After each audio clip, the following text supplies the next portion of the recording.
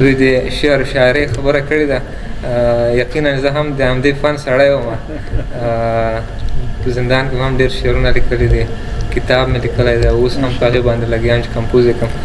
نو د دغې ورځې مناسبت د مفتون صاحب اول 2 بیتونه به ووایم، هغې نه وروسته زه یو څه خپل غزل ووایم.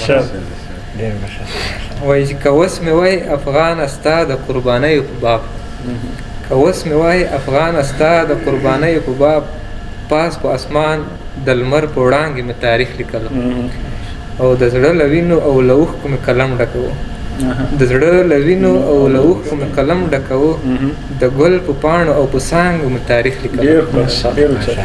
او دا د مفتون صاحب 2 بیتونه وو.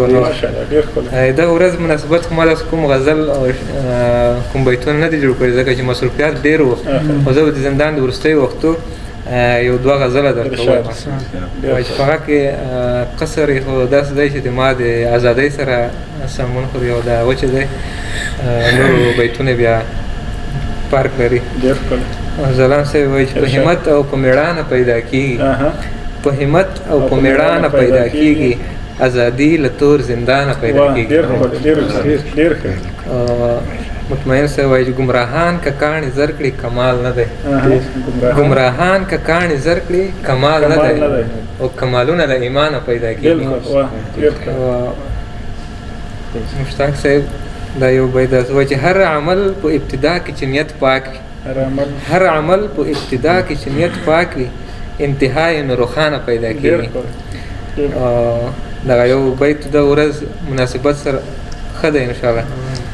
حدیث وایي چې استقلال خو د ځوانیو خیرات غواړي، استقلال خو د ځوانیو خیرات غواړي، چا ویل دومره اسانه پیدا کېږي. استقلال خو د ځوانیو خیرات غواړي، چا ویل دومره اسانه پیدا کېږي.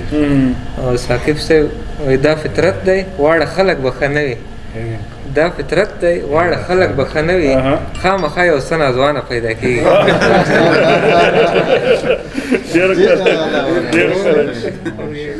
دا فطرت دی واړه خلک به ښه نه وي، خامخا یو څه ناځوانه پیدا کېږي.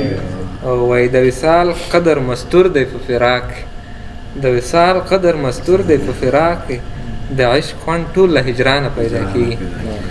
او په زنځیر د خاموشۍ تړلي ښیو، مطمئن صاحب وایي په زنځیر د خاموشۍ تړلي ښیو، ستونزې ټولې له زبانه پیدا کېږي.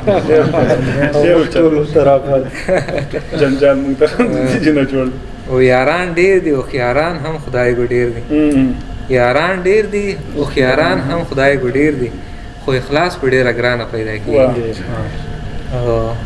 زیادت پرېږده برکت غواړه انسه، زیادت پرېږده برکت غواړه انسه، نعمتونه خو پرېمانه پیدا کېږي.